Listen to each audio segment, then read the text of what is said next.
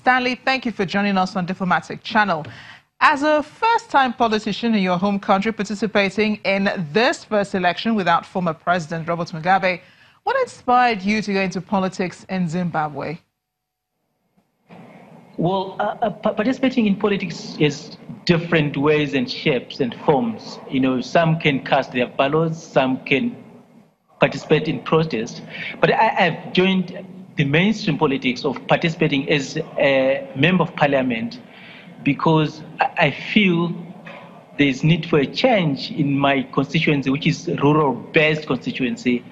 And many people in my constituency actually came to me and asked that I can stand for them, I can represent for them in the parliament.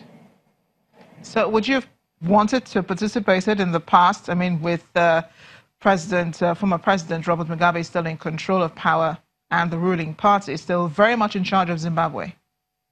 I think it was almost impossible because the person who was there, the incumbent MP, would not have allowed me to do that. I mean, I tried, you know, during that time, but the incumbent was very vociferous and said, no, you are still young to get into politics. But now there's a change of trajectory in Zimbabwean politics. We are trying to reform the politics in Zimbabwe in a different way. Especially now, people cannot stop the wave of Generation 40 into politics. There's no way out. They can change that wave. They can stop that wave. Are you happy with the way politics has turned out for you, especially with the recent elections? Well, I'm not totally happy in the sense that, I mean, there are a lot of things that went by and that are still on the line that need to be resolved. Like, I think you might know by now that, I mean, there's contest on the presidential election results. So, you know, there are many things that went before an election, you know. Many times people tend to focus on the day of casting the ballot, but election is a process whereby you have to look into the process that is, say, before the election. What really transpired before the elections was there things put in place so that the elections can be run so smoothly. Because, I mean, in terms of my rural constituency, which is predominantly or a stronghold of ZANU-PF, I can tell you for a fact that, I mean, the level field might be considered not to be even for the opposition parties. You're right now in South Africa, and you came from there to Zimbabwe for the elections. Again, why are you in South Africa and why are you back there even after the elections? If you had won in your constituency, would you have stayed in Zim? Well, I came here in South Africa long back. I mean, it's maybe 2005. Yeah, 2005. And, you know, South Africa has now become also my second home. Yes, I can say I'm here for various reasons. I was saying I'm a student. I'm a student at Witwatersrand University. I'm also a reporter with a Chinese news agency. So South Africa has become my second home. Let's talk about the elections. Do you agree with those who say that there were irregularities in the elections and that the ZEC had a lot to do with that? Well, the issue is in the courts right now, is in the High Court, in the Constitution Court. It might be sub judice, but I think it is high time now the opposition, which is MDC and other smaller opposition parties, look into themselves and say what really went wrong. They have to look into the mirror. They have to look into themselves and face hard questions.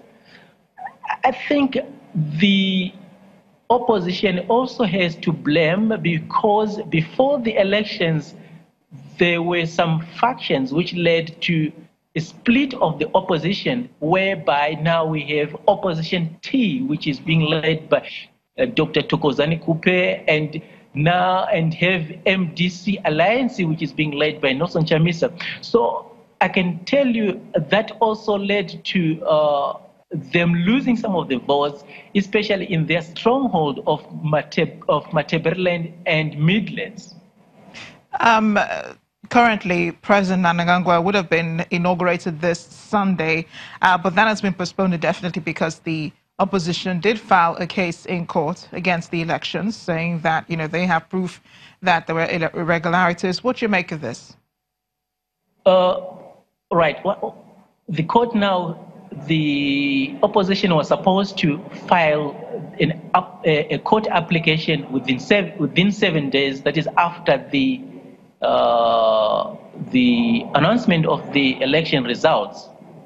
So for now, the 7 days have not yet lapsed. So unfortunately, the opposition has already filed their court application. So what it means is that the inauguration cannot go for now until the court made a ruling on it. Stanley, these elections were closely watched by international observers from out in Africa and then from outside of Africa. It's the first time it's happened in a very long time. And many of them initially said the elections were free, fair, they were up to international standards and so on. But now, are you worried that the image that they had, the image that Zimbabwe wanted to portray with these elections, inviting the international observers, may have been jeopardized by the violence that followed after and what's happening now? To say the least, I think the ruling party and the president, Emmerson Mnangagwa, is very embarrassed by what transpired after the elections. They were not expecting that. And even up to now, according to his Twitter account, he said he was not aware of what transpired, and he did not command the soldiers to be in the streets and kill those people. So up to now, we don't know exactly who sent or who commanded those soldiers to be in the streets. These elections were supposed to sanitize the coup that happened, the coup that was not a coup that happened on the 15 or 16 November. But alas, that did not take place. So with the international community, the international observers and the monitors in the country, I tell you, we are in for a bad treat again as Zimbabwe. Zimbabwe will also be another pariah state, and it's a pity. Zimbabweans were not expecting that. Zimbabweans were expecting a change of government. We're expecting a change of everything, from the standards of elections to the outcome to almost the economy. Everything was supposed to change, but with the coming and the killing of officially 6 people, but some say 10 people, this has led Zimbabwe into another chaos and divided nation. I have 2 questions, from what you just said. First of all, you say Zimbabweans want change. Do you mean a change of a president? Could that mean not having Mnangagwa in power? And then secondly, the president doesn't seem to have taken responsibility for the violence. He doesn't hold anyone responsible for that. Instead, he's going after opposition politicians. You're right. I mean, I think, as I told you earlier on, I say that Zimbabwe is by now divided, virtually divided, to the extent that we don't know exactly what's happening. Some people, you can see by the virtue of the results that, they also like Mnangagwa, but 50%, it's a quite huge number, though plus the 0.8, which made him to be the president-elect. So that means he's to also have a following. And by saying that, that means also he almost have to have.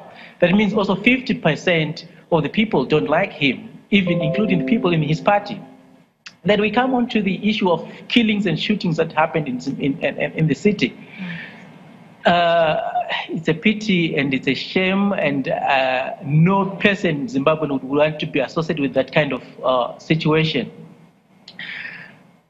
Because the president has not come out himself and say, no, I don't like what's happening. His Twitter account is, we don't know somebody, whether it's his real Twitter account or somebody is a PR company used to tweet that. He says he doesn't know what really transpired. He did not send those army in the streets. As you rightly point out, he is not taking responsibility. I'm wondering, through all of this, if people are also thinking about the former president, Robert Mugabe, and what he makes of all of this.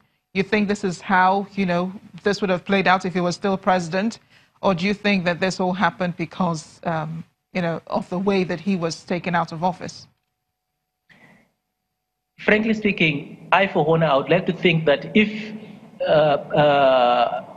President Mugabe was in office, we would not have seen this. We would not have seen this. And now, because of these fissures are coming in because of power struggle within the ruling party.